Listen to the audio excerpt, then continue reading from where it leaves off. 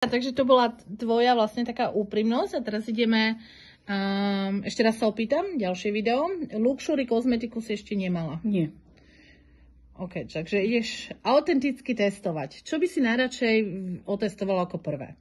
Máme tu krém na tvár, krém proti vráskam okolo očí, elixír mladosti, to je skôr také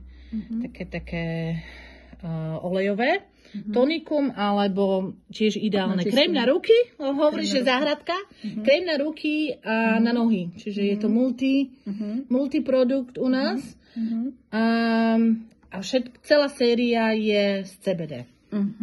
Čiže upokojujúca hydratačná. Takže ja už som teda vo veku, kedy potrebujem sa omladiť a potrebujem sa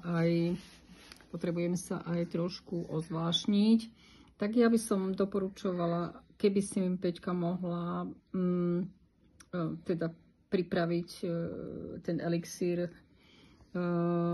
áno, ten na mladosti. OK, elixír mladosti. Aj keď si myslím, že samozrejme, že vek ide ďalej, ale predsa len tá žena potrebuje mať pocit, že niečo preto urobila, aby sa ten vek trošku zastavil.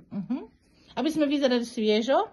Aby sme vyzerali sviežo. Aby sme sa dobre ráno cítili. Áno. Tak je to taký glow, z angličtiny glow, voláme to glow elixír. Naozaj, že tá pružnosť pokožky, napne ti tú pokožku, rýchly efekt, osvieží presne. Takže ono sa to, môžeš ty, lebo ja kamerujem, buď také dobré a predtým to pretrep trošku. Ono sa vlastne to zmieša, presne. A teraz, keď si to otvoríš, tak máme to v takejto ampulke alebo v pipete, dobre? Lebo každý si vyskúša, že koľko toho potrebuje, nie? Na tvár. No.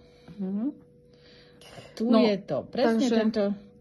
Ak môžem povedať na to, tak rovnako ako predchádzajúci krém na ruky, tak aj toto sa veľmi rýchlo vstrebe.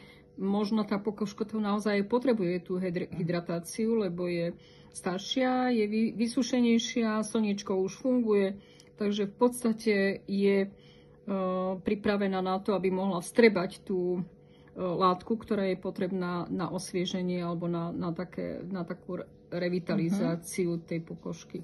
Takže celkom fajn.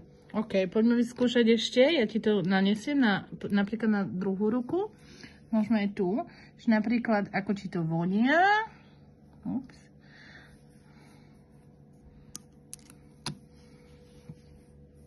Je predstava, že si to dá človek vlastne na tvár ráno.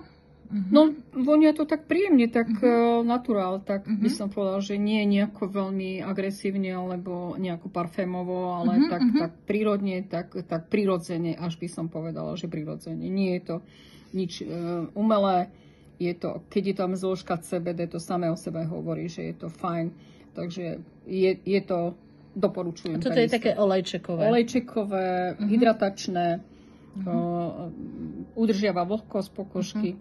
Takže dobre. Super, ďakujeme.